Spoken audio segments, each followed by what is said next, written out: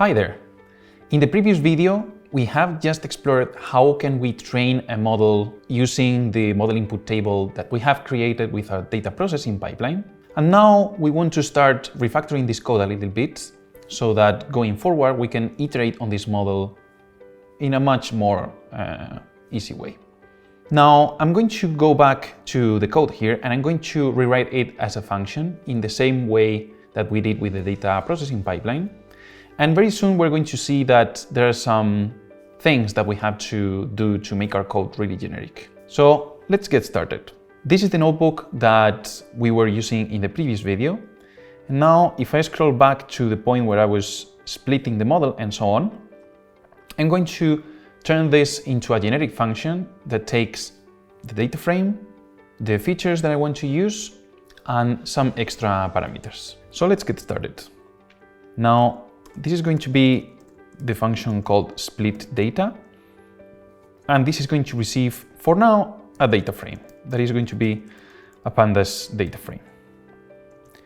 And this is going to return some things. We're going to care about that later. Now, I'm going to copy-paste this code over here.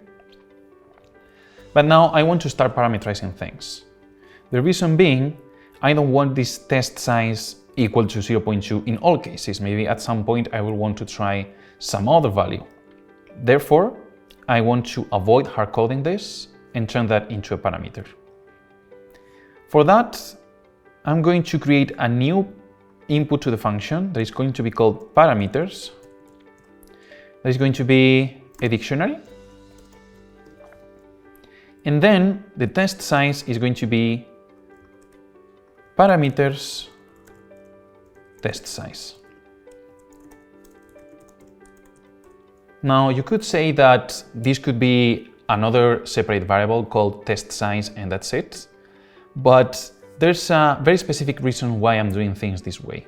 We're going to see how that makes sense in the next video. For now, bear with me. Now, what other things do I need to parameterize? Well, see that in this function, I'm calling the train test split with x and y, but I never defined x and y. So I will also need to do x equals df of features and y equals df of price.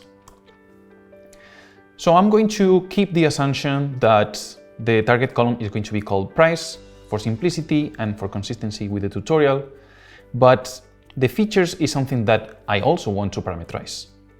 Therefore, since I'm already passing a parameters dictionary, let me reuse that, and this will be parameters features. This can be my list of features. And now I should be ready to return xtrain, xtest, ytrain, ytest. Since I'm returning in several arrays, I'm going to say that this returns a tuple. Sorry, I need to import pandas before that. And now I'm ready. So you see, I defined this function with some input, which is the data frame, and some parameters that I will need to draw from somewhere. But if we're thinking in terms of Kedro nodes, df is going to be a dataset. What about parameters? Well, it turns out that I can also use parameters as if they were a dataset. Let's see how that should be done. If I go back to VS Code for a moment, you will see that when I created the data processing pipeline before, there was this parameters data processing file created. Similarly, I had a parameters file that I had created from before that came with the default templates. So let's try to use this to our advantage. For example, if I place any parameter here, for example, a equals 1, it can be really simple to start. Now I'm going to be able to load this as if it were a Kedro dataset. Now I'm going back to Jupyter and I'm going to go to the top and reload the Kedro project. So I'm going to call reload Kedro. Now, the interesting thing is that I can do catalog.load and then use the prefix params with colon use the letter A, and this is going to give me a 1.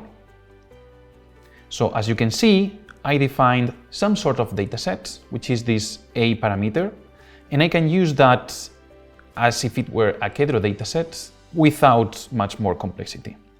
This is very interesting because now I will be able to combine the parameters with the actual datasets that I defined so that I can parameterize my functions.